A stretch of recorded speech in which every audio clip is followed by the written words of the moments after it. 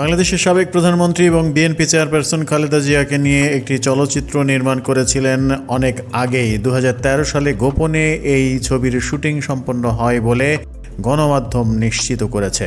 দৈনিক সমকাল সহ বিভিন্ন পত্রিকা এই খবর দিচ্ছে। কিংবদন্তি গীতিকার, প্রযোজক, পরিচালক গাজী মাজহারুল আনোয়ার এই ছবিটি নির্মাণ করেছিলেন, যেটির শিরোনাম ছিল আপোষহীন। কেন্দ্রীয় চরিত্রে খালেদা জিয়ার চরিত্র করেছেন আলোচিত সমালোচিত অভিনেত্রী নিপুণ আক্তার। জানা যায় চলচ্চিত্রটি আপোষহীন নেত্রী খালেদা জিয়ার বায়োপিক। এক দশক আগে 2013 সালে গোপনে এর শুটিং সম্পন্ন হয়েছিল। তখন প্রধান বিরোধী দল ছিল বিএনপি। তবে দেশের রাজনৈতিক পরিস্থিতি ক্রমাগত অস্থিরতার দিকে ধাবিত হলে সিনেমার বিষয় গোপন রাখা হয়। এবার 11 বছর পর তা আলোর মুখ দেখছে বলেও জানা যায়।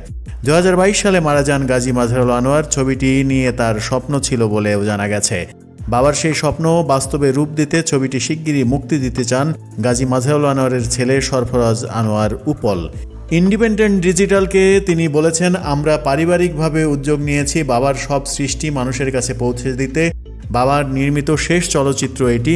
দর্শক দেখলে বাবার আত্মা শান্তি পাবে। এটা শুধু যে একটা চলচ্চিত্র তা কিন্তু নয়, একই সঙ্গে সফল রাষ্ট্রপতি জিয়াউর রহমান এবং বেগম খালেদা জিয়ার বায়োপিক। দেখলে দর্শক জানতে পারবে দেশের প্রতি ভালোবাসা এবং ত্যাগ ও মহিমার কথা।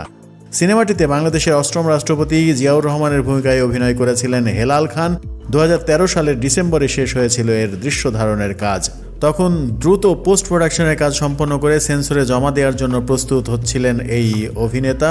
তিনি সাংস্কৃতিক সংগঠন জাসাসেরও নেতা। পরিকল্পনা ছিল 2014 সালে জাতীয় সংসদ নির্বাচনের আগে ছবিটি সারা দেশে মুক্তি দেওয়া হবে, কিন্তু হেলাল খান জেলে থাকায় গাজী মাজহারুল আনোয়ার সিনেমাটি মুক্তির বিষয়ে কোনো সিদ্ধান্ত নিতে পারেননি। এদিকে ব্যক্তিজীবনে আওয়ামী লীগের সমর্থক নিপুণ আক্তার ছবিটিতে যুক্ত হওয়ার পেছনে গণমাধ্যমে তিনি বলেন, একদিন গাজী মাজহারুল আনোয়ার আঙ্কেল আমার বাসায় আসেন, ছবিটির কথা জানালেন। তখন শাহ আলম কিরণ ভাইয়ার 71-এর মা জননী ছবির শুটিং চলছে। আমাকে আঙ্কেল বললেন চলচ্চিত্রটি ম্যাডাম খালেদা জিয়ার জীবনে নিয়ে, আমাকে তার চরিত্র রূপদান করতে হবে। জানতে চাইলেন আমার আপত্তি আছে কিনা। জানালাম অভিনেত্রী হিসেবে ম্যাডামের চরিত্রে অবশ্যই অভিনয় করা উচিত। তিনি সাবেক প্রধানমন্ত্রী, তখন বিরোধী দলীয় নেত্রী হিসেবে রাজপথে সরব। আমি রাজি হওয়ায় আঙ্কেল খুশি হলেন। জানালেন আমার আগে জয়া হাসান এবং নুসরাত ইমরোজ তিশার কথা উঠেছিল, তবে গাজী আঙ্কেলই হেলাল ভাইকে বলেছিলেন নিপুণ হলে ম্যাডামের চেহারার সঙ্গে দারুণ মিলে যাবে।